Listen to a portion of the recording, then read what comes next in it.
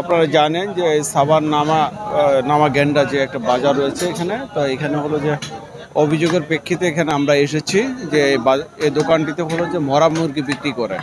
তো এসে হলো যে আমাদের স্যানিটারি ইন্সপেক্টর যে আছে উনি উপস্থিত ছিল, আমাদের পুলিশ উপস্থিত ছিল, সাংবাদিক ভাইয়েরা শুরু থেকে তারা উপস্থিত ছিল। তাদের সম্মুখে হলো যে যে জিনিসটা অভিযোগটা যে মরা মুরগি বিক্রি করে সেটা সত্যতা মিলেছে এবং হলো যে যে অপরাধ করেছে সে অপরাধ স্বীকার করেছে। তো এটা হলো ভোক্তা অধিকার আইন 2009-এর 52 দ্বারা লঙ্ঘন করেছে। সে কারণে মোবাইল কোর্ট আইনে তাকে হলো যে 1 লক্ষ টাকা অর্থদণ্ড এবং 1 মাসের কারাদণ্ড দেওয়া হয়েছে।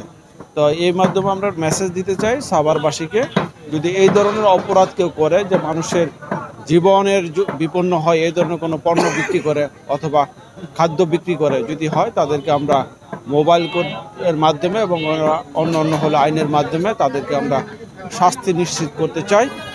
যারা ব্যবসায়ী আছেন, সৎ ব্যবসায়ী, তাদের প্রতি আহ্বান জানাবো, আপনারা যেমন সৎ, পাশাপাশি যারা অসৎ আছে তাদেরকে আপনারা বয়কট করেন সামাজিকভাবে। ক্রেতাদের প্রতি আহ্বান জানাবো যে আপনারা কি পণ্যটা কিনছেন সেটা আপনারা যাচাই বাছাই জেনে শুনে বুঝে তারপর আপনারা ক্রয় করবেন। কারণ হলো যে দেখা যাচ্ছে আজকে যে ঘটনাটা ঘটছে, তো সেইগুলো যদি করতে থাকে মানুষের হলো যে স্বাস্থ্যের জন্য অত্যন্ত এটা ঝুঁকিপূর্ণ। তো সেই কারণে আমার আহ্বান, এই ধরনের কাজ থেকে মানুষ যাতে বিরত থাকে এবং অসৎ ব্যবসায়ী তারাও যাতে হলো যে বিরত থাকে, সেটা আমি আহ্বান জানাচ্ছি।